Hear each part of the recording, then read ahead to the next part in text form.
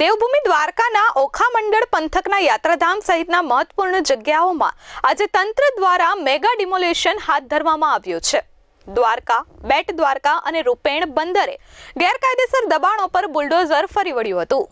દેવભૂમિ દ્વારકાના ઓખા મંડળ પંથકના યાત્રાધામ સહિતના મહત્વપૂર્ણ જગ્યાઓમાં તંત્ર દ્વારા મેગા ડિમોલેશન હાથ ધરવામાં આવ્યું છે। તંત્ર દ્વારા યાત્રાધામ દ્વારકાના આવડપરા વિસ્તાર, રૂપેણ બંદરના શાંતિનગર વિસ્તાર તેમજ બેટ દ્વારકામાં ગેરકાયદે ખડકાયેલા દબાણો દૂર કરવાની કામગીરી ચાલી રહી છે।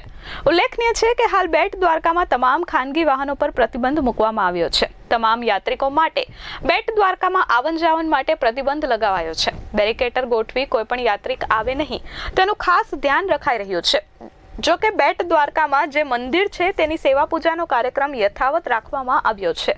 આજે સવારથી શરૂ કરાયેલા ઓપરેશન મેગા ડિમોલેશનમાં ઓખા મંડળના બેટ દ્વારકા નજીકના બાલાપર ખાતે આશરે 450 જેટલા આસામોને અપાયેલી નોટિસ બાદ આ કામગીરી શરૂ કરવામાં આવી હતી। મેગા ડિમોલેશન માટે બેટ દ્વારકા સહિત તમામ સ્થળોમાં કામગીરી હેતુ જેસીબી, બુલડોઝર, ટ્રેક્ટર વગેરે યાત્રિક સામગ્રીઓને સજ્જ કરી દેવાઈ છે। આ પૂર્વે જિલ્લા પોલીસ વડા નિતેશ પાંડેના રૂબરૂ ઉપસ્થિતિમાં જિલ્લાના દ્વારકા અને ખંભાળિયાના બંને ડીવાયએસપી સાગર રાઠોડ અને હાર્દિક પ્રજાપતિ સાથે મોટો પોલીસ કાફલા સાથે ડિમોલેશનના સ્થળ પર તૈનાત કરી દેવામાં આવ્યા હતા અને આ સાથે દરિયાઈ પેટ્રોલિંગ તેમજ સુરક્ષા વ્યવસ્થા પણ મજબૂત કરી દેવાઈ હતી। Bureau report S24 news Dwarka.